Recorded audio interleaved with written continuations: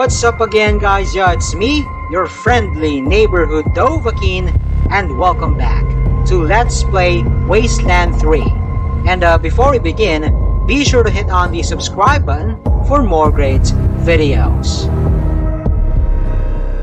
Okay, in the last episode, we delved here into the power storage facility and decimated 4 radiation angels in utter brilliance, except for Angel Iridium, because we convinced her and Abbot Deuterium and the remainder of his nucleists to reunite with the Primordialists, effectively concluding the Undercover Angel quest.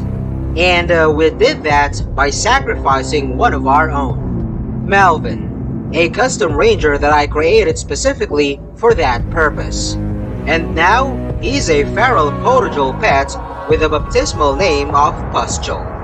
In today's vid, we will end the main quest of this DLC, the Holy Detonation. So without further ado, let's return to the observation level.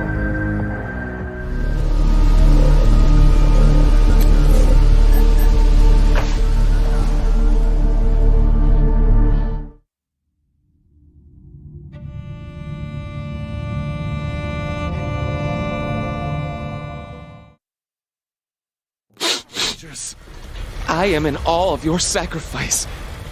To allow one of your companions to be changed like that in order to bring the two sides of the cult together, that was above and beyond the call of duty. But the citizens of Colorado Springs will honor you for it for ages to come, because that sacrifice will have brought the miraculous power of the Holy Detonation to their homes and made their lives and their children's lives better forever. This is it, Rangers. The moment we've been waiting for. The moment when we connect the detonation to the grid. I can hardly believe it. Here. Hopefully Cheyenne's conflicts are all in the past now, but one never knows, so take this. Better safe than sorry. Now come. The others have gone in before us. Let's join them. Hurry!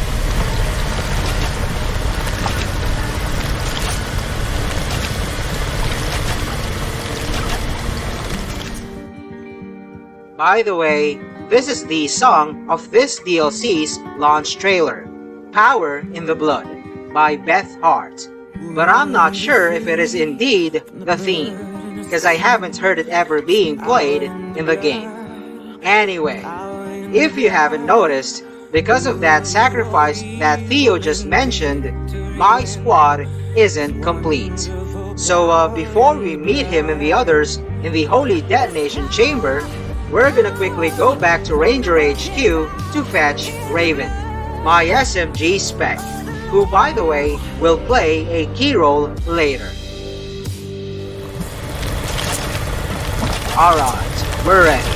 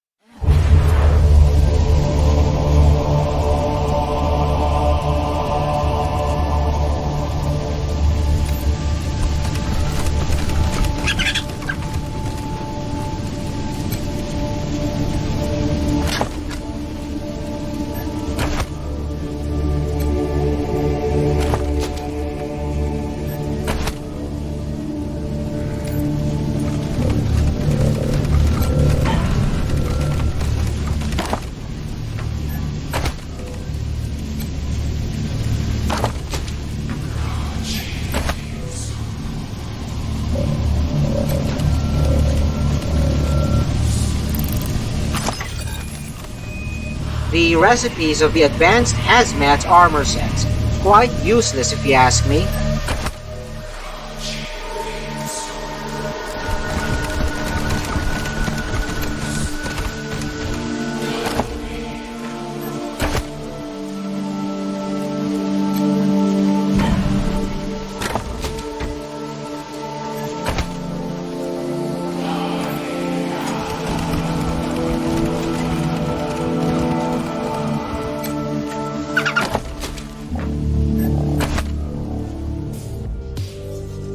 now we're facing a puzzle, and I'm gonna show you how to solve it. But before that, take note of my dialogue choices to earn a few EXP via skill checks.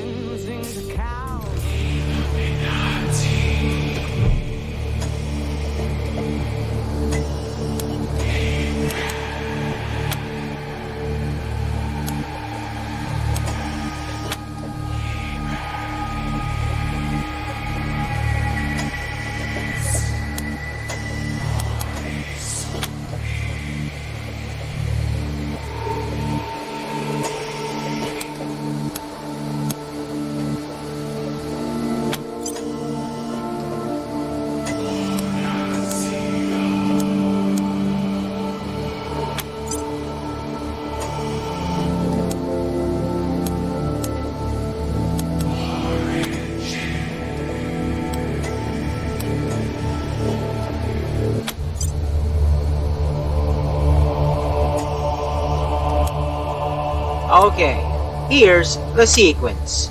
Anyway, you'll earn a game achievement after solving this.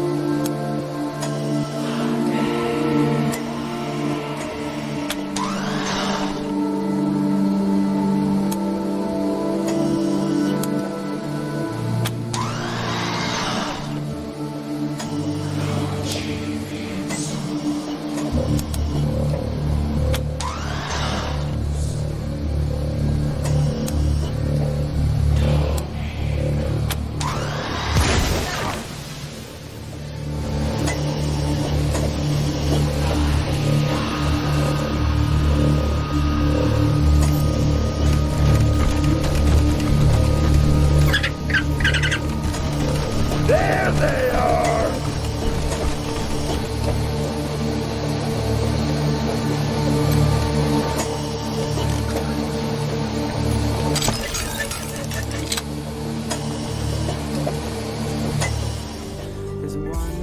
This infused security turret, which is an energy damage heavy machine gun using energy cells as ammo, is actually quite decent, cause it only uses up 4 AP. And I'm thinking of crafting it for Milk, my heavy burner.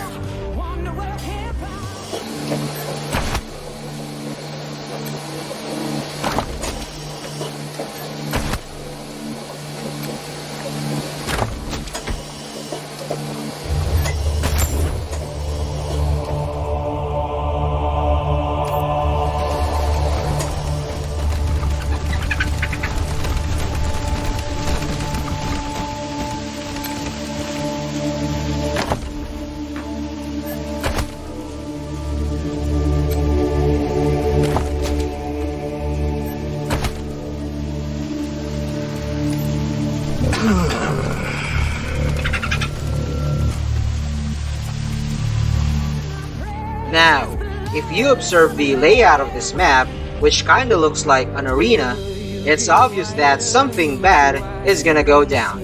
So just in case, I've used all manner of drugs on Raven.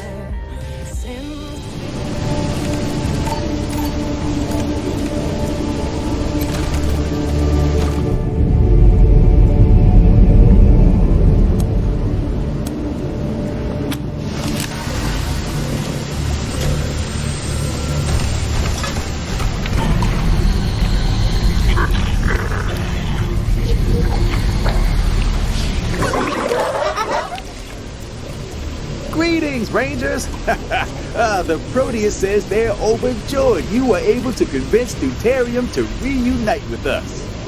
I admit, I've missed you, Piso. And you, Proteus. It was never war I wanted. I wanted you to join us. And we wanted you to join us. Well, I wouldn't have left if you hadn't. Sorry, Proteus. We'll stop. Yes, Sorry, Proteus.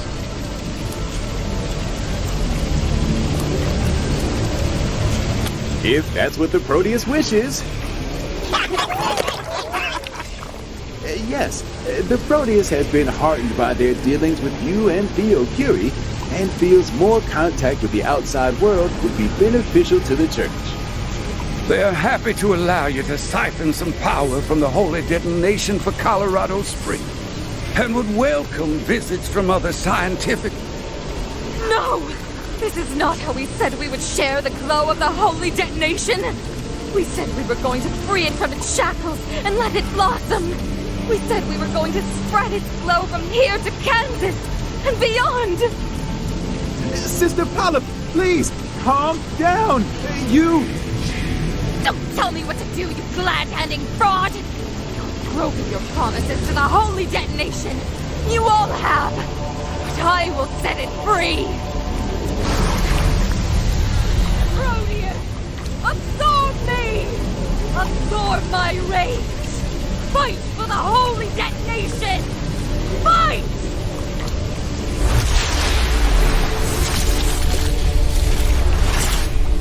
My God! Spontaneous mutation! It must be the proximity to the detonation!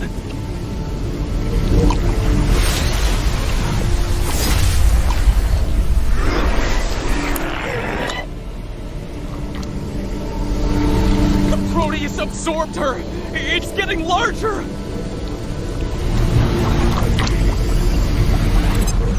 No!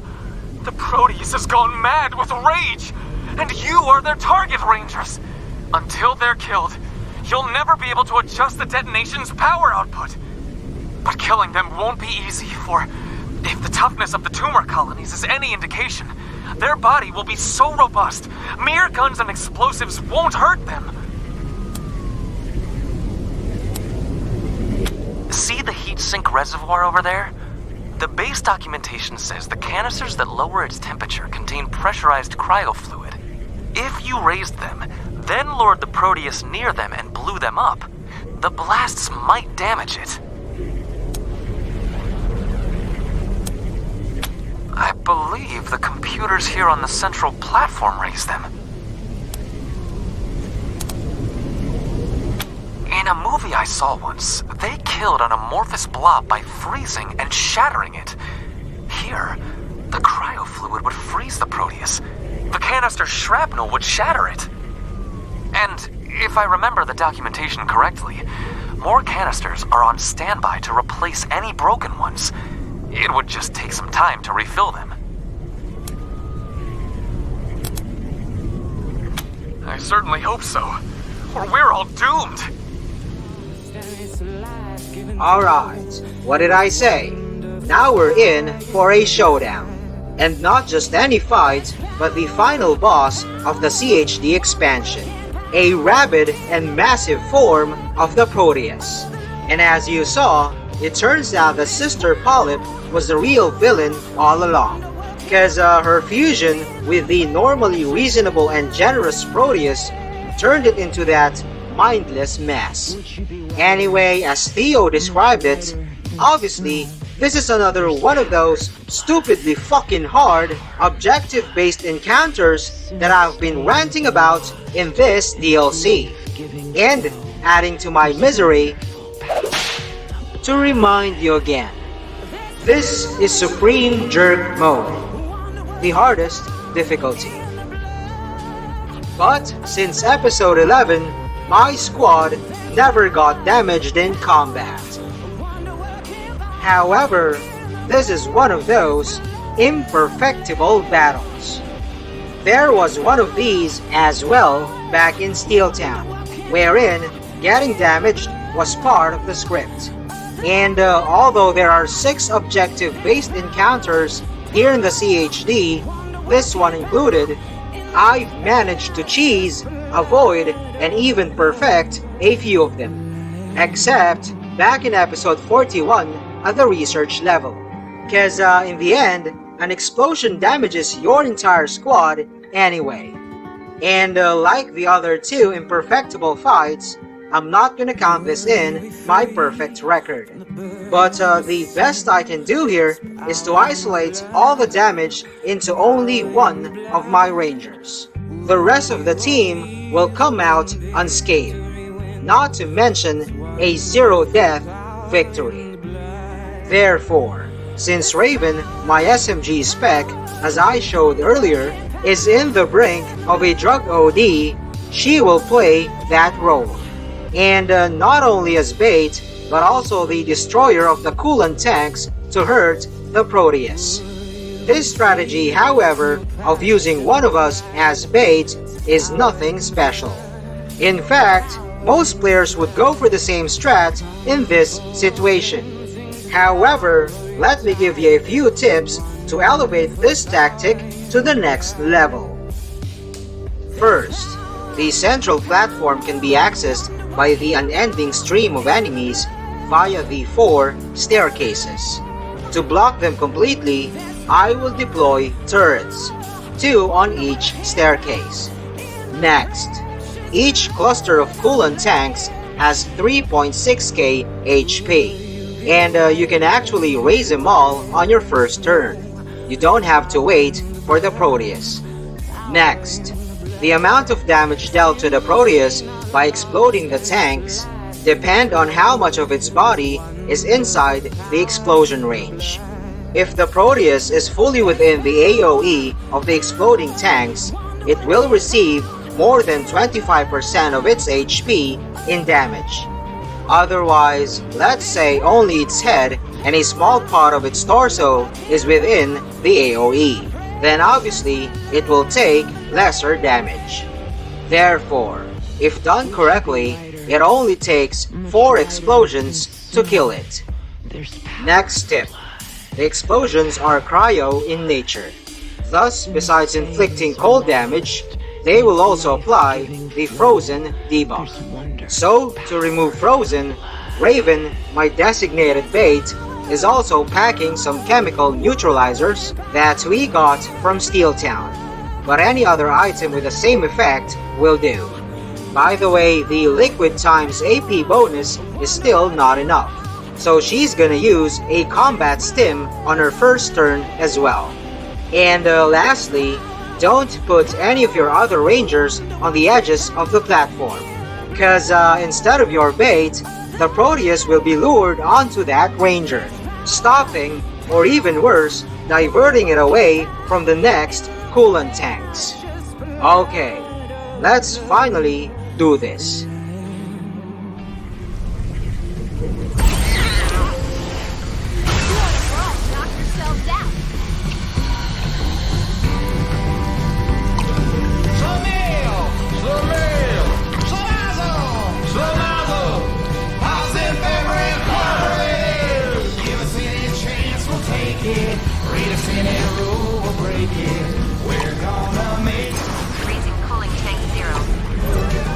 For a boss battle, the song choice is weird, but I kinda like it.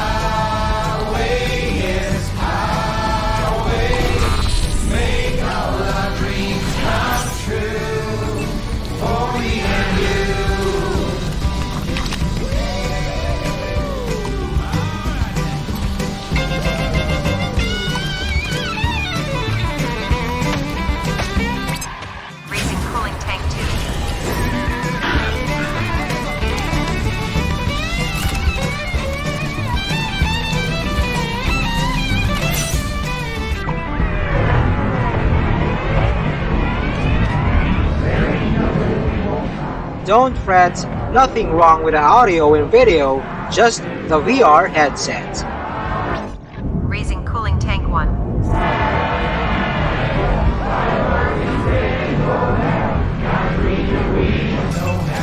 We're gonna make our dreams come true, and we'll do it our way, yes, our way.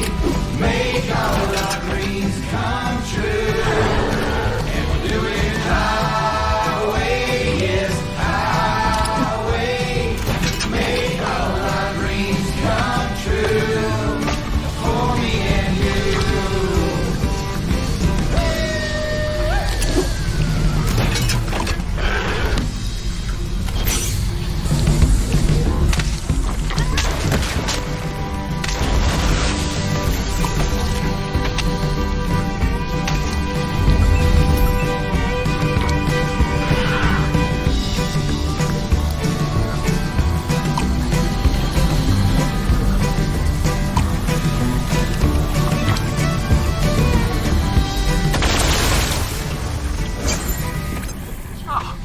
Well done, Rangers! That blast of cryo fluid did the trick! Keep it up! Lure them to the next one!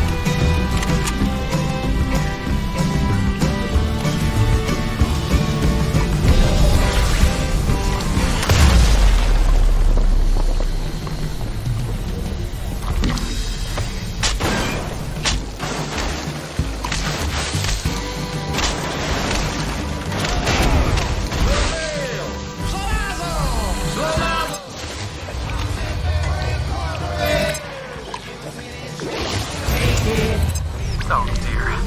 The cultists are charging the console that controls the holy detonation. If they wreck it, I fear the containment field will fail and the detonation will be freed. I am afraid it's become a war on two fronts, Rangers.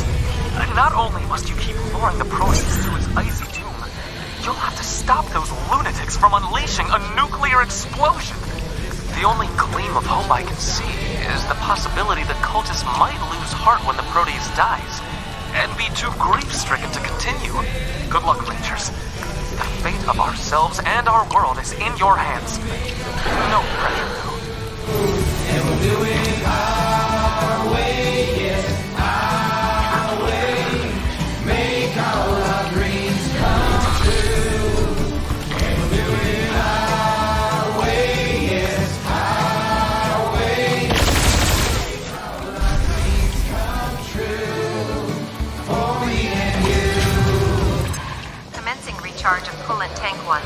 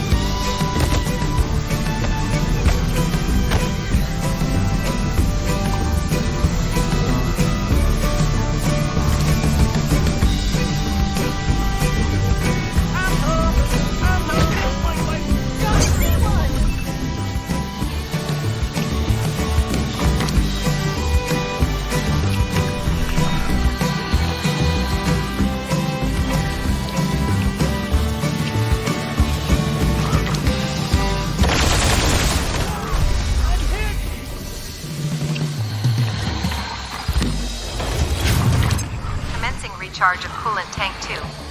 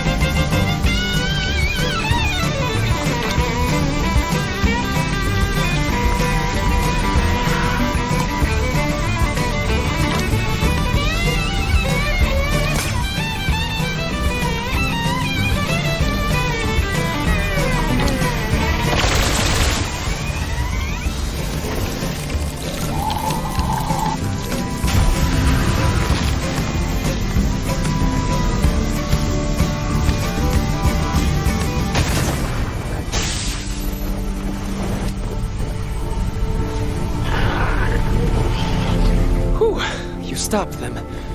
But what a sad outcome, Rangers. The Proteus was ready to welcome outsiders, but Polyp's rage infected them. I'm sorry to see them go. At least the detonation remains stable and unharmed, which allows us to resume our mission. our mission stands. It's time to propel Colorado into the new age of energy. Let's begin. And there you go. 0 deaths. And nearly perfect. But before we decide on the ultimate fate of the CHD story, let's loot first.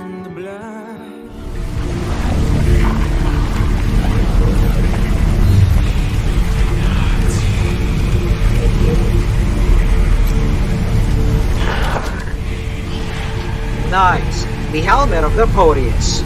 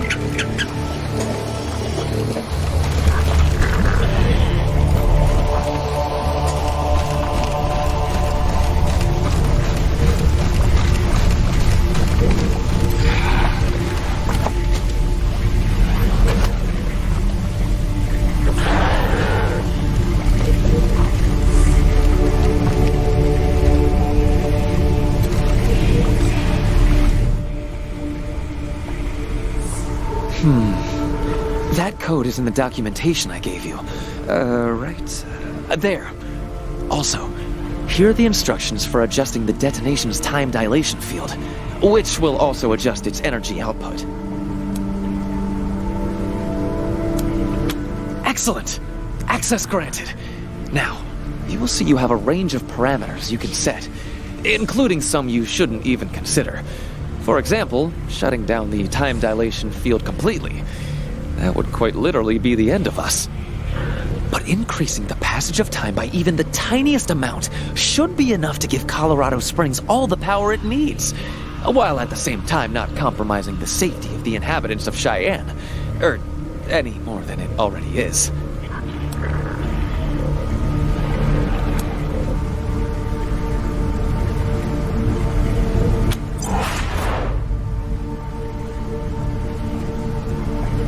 Lovely!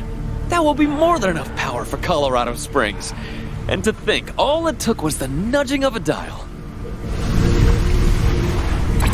Transferring partial power output to Colorado Springs power grid. Rangers, was that you? All the lights in the palace just flared and my heat lamp blew a fuse. I'm getting power surge reports from all over the city. What are you doing? Sir, it's Theo Curie. The Rangers have been helping me with that proposal I brought to you some months back. The one where I asked for backing to search for a power source in the old Cheyenne Mountain military facility. Do you remember? I remember telling you I'd get back to you about it. It sounds like you didn't wait. No, sir. But the results have been spectacular. With the Rangers' help, I've secured the source, and, as you are now aware, we have successfully connected it to the Colorado Springs energy grid. We have more power here than we will ever need.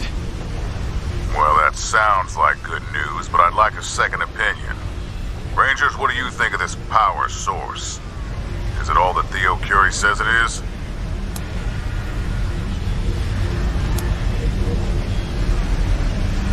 Well, excellent. It'll be good to augment the power we're getting from the Gippers, and have a backup in case they make trouble again. Thank you, Rangers. Knowing Theo, I've no doubt you were instrumental in bringing this plan to fruition. I and Colorado Springs owe you a debt. Good work. And Theo, are you there? Yes. Sir? Well done, son. I'm sorry now I listened to Elijah Ward after you brought me your plan.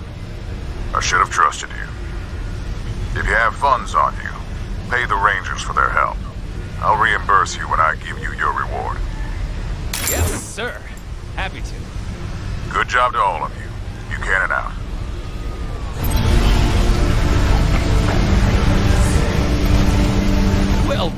Rangers! With the power from the Holy Detonation, Colorado's future is secured. Just wait until Elijah Ward hears about this. He'll eat his telescope. Sideways! Thanks again, friends. I'm going to stay here and continue studying the detonation. There's so much yet to learn. Safe travels!